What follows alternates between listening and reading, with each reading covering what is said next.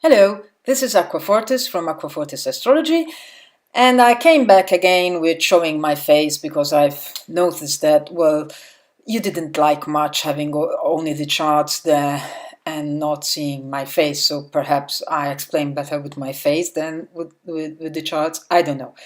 Anyway, I'm back here again, and so we're for the weekly horoscope of the 24th of September 2017 up to the 30th of September 2017. So we start with the week on Sunday with 3 planets in Virgo. So we have a huge emphasis on being pragmatic, practical, and efficient. We want really to do that to-do list. We plan and do and cut all of them and go through them. That's the Virgo energy. We want to be really, really efficient. So it's a good week to be efficient, although there are other things that might hamper this efficiency. The moon is in building phase, so it is very good for starting projects. You have the moon at your back that is going to back you up with the projects so that they will grow in the world, because it's the moon energy that helps us, our projects, to become real in matter. There is also the build-up of Jupiter in Libra opposing Uranus in Aries, and this makes it a little bit of an highly explosive week. Tension, it's a base note until it becomes really precise later this week. So just mind your tempers, just imagine that other people are having the same issues. So counting up to 10 and back in various languages works very well for this week. There is also Neptune being quite active, and this is what I was referring to as hampering the efficiency of Virgo. Because Neptune is opposing all the planets in the Virgo sign, because Neptune is in Pisces and Pisces is opposite of Virgo on the other side. So the famous efficiency or detail-oriented of Virgo is going to be highly modified, diminished, and becomes more dreamy and possibly more foggy. Venus won't, Virgo won't like this, because Virgo likes to feel efficient. And when Virgo doesn't feel efficient, but feels as if she's swimming in somewhere that is out there with no precise idea what the heck is happening, well, Virgo energy becomes very, very, how can we explain it? Very obsessive that things have to go that way, and becomes very nervous, and then we get digestive problems and heartburns, and we don't feel we are attached to the world as we should be, with Neptune on the other side. So bear this in mind this week, that even, yes, we have 3 planets in Virgo, we're not getting actually the energy, the pure energy of Virgo just now. So going to Sunday, 24th of September, we start with Moon in Scorpio. That is water energy, persistent because it's fixed, and it's inward going. So it is the nocturnal part of Mars. So when the Moon is in Scorpio, we are more in an introvert feeling. But we also want to know deep down things, how they are going. We are sort of emotional detectors when Moon is in Virgo, and we can really feel when something is not right there, and we can become very obsessive of wanting to go dig deep down until we get to what we think is true. And sometimes what we think is true, it's not actually true. So pay attention, not become too very obsessive with the emotions during Moon in Scorpio.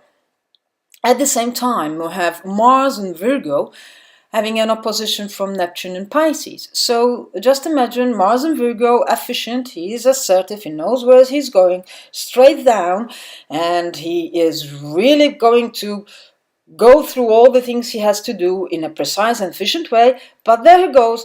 He sees Neptune on the other side, and everything goes misty and foggy. And that Mars in Virgo is going to say, what the heck is happening? Where I'm going to go? So the only thing you can do is simply try and swim through with your sonar signals on. There is also a moon void, of course, from 9:32 in the morning till 6 in the morning of Monday, the day after. So it's basically nearly 24 hours of void moon, of course. Now, void moon, of course, it means that the moon is not making any contact with any of the traditional planets, which will add to the dreaminess of Sunday. So, well, what you can do with Sunday is take a day off, rest, go and walk near the sea or any other water element. You can go to shake off your energy gently, like yoga, dancing, tai chi, but don't try just to be precise and efficient. Sunday is not the day. It's simply not good for decision making and going forward. Just simply go with the flow, relax, watch a film, perhaps even an emotional film, a cathartic film that helps you release the energy, the emotions that will be heightened with the moon in Scorpio. Monday 25th, the moon moves into Sagittarius, so we move back to fire in an outward going energy, always moving, so it's great for planning travel, thinking big, optimistic, and everything is going to be okay. That's the moon in Sag. Nothing is ever big for Sagittarius to tackle. However, there's Mercury in Virgo squaring Saturn in Sagittarius. So imagine the Earth, pragmatic Earth, Mercury in Virgo, being at odds with Saturn in Sagittarius, the limits imposed on our optimism. So it's Earth at odds with fire.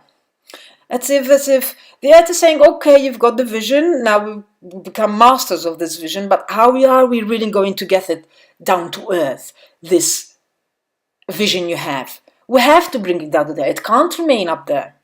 That's the realm of the fire, the vision, the being optimistic. But the Earth, it's compared to fire, it's dull and pragmatic. And they are at odds because they can't see each other's point of view. So you'll feel this tension of, yes, I want that vision, but how I'm going to get it through, especially seen through the thinking, because it's Mercury in Virgo that it's squaring Saturn and Sagittarius. So you are going to be logical about your vision, but somehow you can't get it right. Tuesday, 26th of September is basically the same energy going on. We still have the moon in Sagittarius. Then on Wednesday, 27th, moon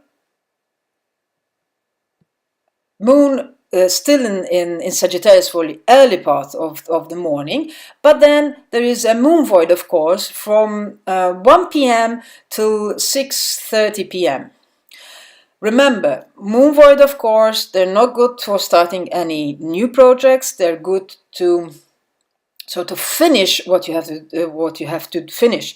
They're good for meditation, for anything that is creative, anything that doesn't need your full concentration, anything that is in the normal routine things you have to do. Then at 6:30 p.m. moon moves into Capricorn. So we go back to Earth, pragmatic, serious mode, catches us, so that you will see the net difference between a moon in Sagittarius and moon in Capricorn. All of a sudden you become serious. You become very conventional. So it's a good moon to plan for strategy and goal planning, anything that is conventional, anything that you want to get in the establishment, anything that you want to do really precise and proper. That's the Capricorn energy. And those are, even it's the energy of going up to that mountain. You see your goal up there and you slowly go up there. That's the energy of a moon in Capricorn. It's not a jolly energy, it's serious. So during that time, prepare to be serious and do the serious stuff. Then on Thursday, 28th of September, we have the famous Jupiter in Libra opposing Uranus in Aries that becomes precise. So this is air to fire, and rational versus passion, detached versus spontaneous, cooperation, I do it my way, and then you have being diplomatic versus being direct. Jupiter is abundance, it's fate, it's optimism, it's luck. Uranus is I shatter all your forms, get me out of there, I want it my way, I'm bringing new wind here. So you can imagine what's going to happen. It's between trying to cooperate with other people and finding the good in other people, and at the same time on the other side is I don't want to know anything about other people. I want just to do it my way, I think my way is right, and I'm just going there. So this is the tension you're going to feel during Thursday that has been building up for all these last 2 weeks. So pay attention, tempers may fly high, and as I said before, counting backwards in various languages helps. And thank heaven, we still have the moon in Capricorn. It's the first quarter of the moon, so yes, there is again tension here, but it's a moon in Capricorn. So the temper of a moon in Capricorn is not going to fly over things. The seriousness will help sort of anchor that strenuous energy with this opposition. Friday, 29th of September, same energy continues. Saturday, 30th of September 2017, we have Venus in Virgo opposing famous Neptune in Pisces. So this time is Venus all of a sudden doesn't know anymore what she wants. She feels lost in the mists of the sea. And she say, well, I was efficient a while ago, now what's happening? Okay, so you're not really sure of what you desire, and even you're relating with others, which has been in a very precise and organized manner, all of a sudden it feels that it's surrounded with all the emotions of other people, and there is empathy all over, which Venus in Virgo is not very good at being very empathic with all the other people around. So what you think you desire might actually be an illusion. Then there is Mercury shifting into Libra. So we have our thinking becomes more in cooperation with others, that our words are harmonizing, that it brings beauty to the world. Perhaps we will be all writing some poems, and we will be even communicating in a more detached manner and not in a passionate way. There's a void moon, of course, during the night, from 2:13 a.m. to 5:40 a.m. So those who are awake during the night, just avoid starting new projects during the time. Then moon shifts in Aquarius, so we have Mr. Spock back again. It's an outward going, persistent air energy. We become logical, a little bit stubborn. We think things are what we say are right, but we are even more humanitarian and might help with the Venus and Virgo being more empathic with others. It is good to be detached, to do things that require a certain detachment while you're going. It's good for any scientific project, and it's very cosmopolitan, so go out and meet the world. And with that, I've said all. So if you like this video, please subscribe, click that red button underneath so that you have always the new videos clicking in your inbox. Please put thumbs up, share, follow me on Facebook and Instagram. I'm there as Acquafortis too. And if we would like to know how these energies are affecting you personally and individually, I'm available for private consultations. Just send me a message.